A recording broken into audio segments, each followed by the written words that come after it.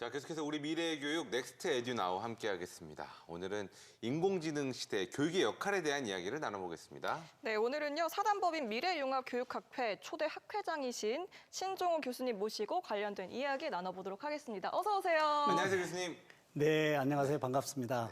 저는 신한대학교 보건대학 치기공학과 신종우 교수입니다.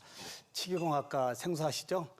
치기공학과는 오복 중에 하나라고 하는 치과 보철물을 잘 제작하여 국민 구강 보건 향상에 일조할 수 있도록 공부하는 학과입니다. 네, 치기공학과가 생소하기보다는요, 교수님. 이 치기공학과 교수님께서 인공지능에 대해서 이야기하시는데 이게 조금 생소하신데 아무래도 지금 이제 초대 학회장을 역임하신 이제 사단법인 미래융합 교육학회 때문이 아닐까 생각이 됩니다. 어떤 곳인지 소개를 해주시면 좋을 것 같아요. 네, 이제 많은 분들의 궁금증이 저에게 이제 교육학 이런 전공이 아닌 치과 보철 전공 교수가 교육학의 선두에 있느냐라는 말씀인데요.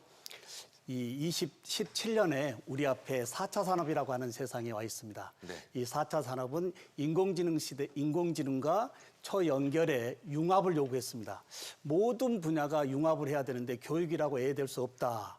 이러한 맥락에 전국의 뜻을 같이 하는 모든 교수님들과 함께 국회 헌정기념관에서 이제 이 사단법인 미래융합교육학회를 태동했고요. 지금은 이제 대한민국의 이 인공지능 시대와 함께 교육 혁신의 패러다임을 힘차게 진두지휘하고 있는 학회로 운영되어지고 있습니다. 네, 이제 인터넷과 스마트폰을 넘어서 AI, 이제 인공지능 시대를 살고 있는데 사실 이런 시대를 살아가고 있는 만큼 우리 아이들의 교육도 좀 달라져야 되지 않냐 이런 목소리도 나오고 있거든요.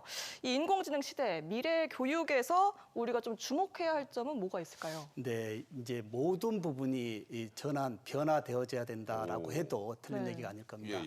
자, 1차 산업혁명에서의 전기기관차, 2차 산업혁명에서의 이 에너지, 그리고 3차 산업혁명에서의 이 인터넷과 스마트폰이 오면서요, 우리는 디지털의 모든 혁신을 세상에서 함께하고 있습니다.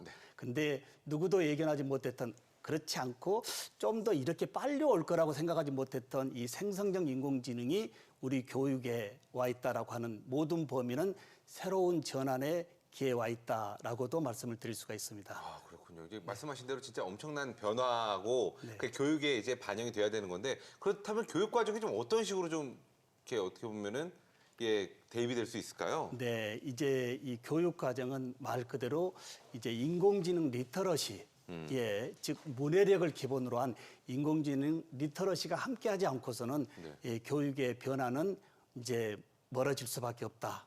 이렇게 좋은 기회를 우리는 인공지능 리터러시와 함께 한다면 이제 우리의 미래는 더욱더 밝아지지 않겠느냐 이런 생각을 드립니다. 네, 그렇군요. 인공지능으로 인해서 이제 교육 과정에도 이제 변화가 있겠지만 학생들도 인공지능으로 인해서 좀 어떤 것을 익히고 어떤 것을 습득할지에 대한 고민도 있을 것 같은데 학생들은 좀 어떤 걸 준비하면 좋을까요, 교수님? 네, 이제 인공지능의 생성형이라고 하는 것은 이제 질문을 어떤 학교와 우선 선생님을 통해서 얻는 것도 있지만 내 옆에 이 인공지능의 이 선생님에게 직접 질문을 물어보면 즉시 이 생성형을 해주는 이런 시대이기 때문에요. 이제 특히 중요한 것은 이제 암기식에 애우는 이 학습이 아닌 이제 창의성의 질문이라고 봅니다. 이제는 그동안에는 우리가 답을 내는 과정을 사실은 교육의 가장 목적으로 뒀잖아요. 이제는 질문을 하는 거. 그렇습니다. 어떻게 좀 달라질까요? 이게 교실의 풍경이라고 해야 될까요? 교육의 이게 방향이? 네, 보통 우리가 이제 질문의 형식을 폐쇄형과 개방형으로 나누고 있는데요. 이 폐쇄형은 뭘까요? 우리 자녀들 학교 갔다 오면 오늘 공부 열심히 했니? 별일 없었니? 그렇죠. 이런 부분이 단답식이 폐쇄형이었습니다. 근데 이제 개방형은 뭘까요? 오늘 학교 가서 어떤 부분을 많은 것을 배우고 왔니?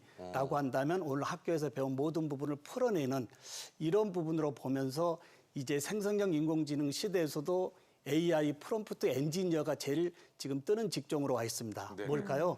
프롬프트 엔지니어는 말 그대로 질문의 형식을 얼마만큼 다양하게 쏟아내느냐에 따라서 기획력하고 연결되어지기 때문에 인공지능 시대에서의 창의성의 질문은 굉장히 중요하고 이 질문의 영역을 더욱더 확장해주는 이러한 교육의 패턴이 전환되어져야 된다. 이렇게 말씀드릴 수가 있습니다. 그럼 말씀하신 대로 어떻게 보면은 이제 질문을 함에 있어서도, 그러니까 부모님께서 질문을 함에 있어서도 단답형이 아닌 조금 더 생각을 하고 설명할 수 있을 법한 질문을 습관화하는 게 이게 교육의 포인트인가요? 그렇습니다. 네, 이제 제가 지금 우리 학생들과 공부를 같이 하고 있는데요. 네. 우리 학생들이 저에게 부르는 닉네임이 아이돈노 교수입니다. 잘 모르시는 분은 아닐 텐데. 네, 이제 학생들이 교수 보고 잘 모른다라고 한다면 사실 문제가 있지만 제가 수업에서의 질문의 중요도를 굉장히 강조해서 학생들이 질문을 가져오는데요. 그 질문이 클릭 몇 번만으로 알 수 있는 질문을 가져옵니다. 그런 부분에 대해서는 I don't know 합니다. 그래서 학생들이 제자리에 가서 스스로 자문자답하고요. 옆에 친구들과 집단지성으로 의논하고 인공지능과 함께해서 교수님 저의 질문을 이렇게 가져왔습니다. 라고 할 때 제가 함께하는 이제 창의성의 교육이 이제 우리 인공지능과 함께하는 너무나 대전환의 기회에 와 있다라고 해도 틀린 얘기가 아닐 겁니다. 그러면 그런 방식으로 이제 어떻게 보면은 이제 수업을 운영을 하시는데 네. 실제적으로 학생들의 반응은 어떤지도 궁금해요. 이게. 네, 처음에 학생들은 교수님이 질문하라고 그래놓고 I don't know 하니까 굉장히 당황해 하는데요. 우리 학생들은 저의 의도를 알고요. 이제는 스스로 이제 이 교수자에게 오는 것이 아니고요. 자문자답하고 생각하고 질문의 영역을 계속적으로 확장하는 이러한 수업이 인공지능과 함께하고 있기 때문에요. 더욱더 좋은 수업이 되고 있다라고 할 수 있습니다. 그러면 또 한 가지만 더 여쭤보겠습니다. 네네. 그렇다면 사실은 이제 우리가 학생들이 이제 뭐 추구해야 되는 목표는 아니지만 중간에 얼마나 잘하고 있는지 이제 시험을 많이 보잖아요. 네네네. 근데 시험에 있어서는 이렇게 수업을 하시고 결국에는 시험지 나눠주고 문제를 풀고 답을 적으면 이거는 사실은 좀 어떻게 보면은 잘 맞지 않은 교육이 될 수도 있을 것 같은데. 네, 너무나 좋은 지적해 주셨고요. 이제 이 교육의 변화는 평가 방식이 되어져야 되는데요. 이러한 맥락에 저는 사실 10여 년 전부터 지필고사를 전혀 보고 있지 않습니다. 이제 모든 내가 알고 있는 지식의 채널을 실제 프레젠테이션, 영상으로 발표하는 이러한 부분이 이제 인공지능 세상에서 더욱 함께 간다면 우리의 교육은 더욱더 혁신의 기회가 되지 않을까도 생각합니다. 그 중에 하나를 말씀드려보면 특히 이제 학기말 고사가 곧 다가오는데요. 한 학기 동안 배운 모든 부분을 부모님 앞에 가서 30분 이상 발표를 해야 됩니다. 그리고 발표되어진 그 부분을 영상으로 레코딩해서 저에게 제출하는 거. 왜냐하면 왜 그럴까요? 내가 공부했던 지식을 종이 몇 자에 쓰고 끝내는 것이 아니고 최소한 부모님 앞에서 일반적인 용어로 설명할 수 있는 부분이 인공지능 시대에서의 이제 지식의 어떤 베이스다 이렇게 생각하고 진행하고 있습니다.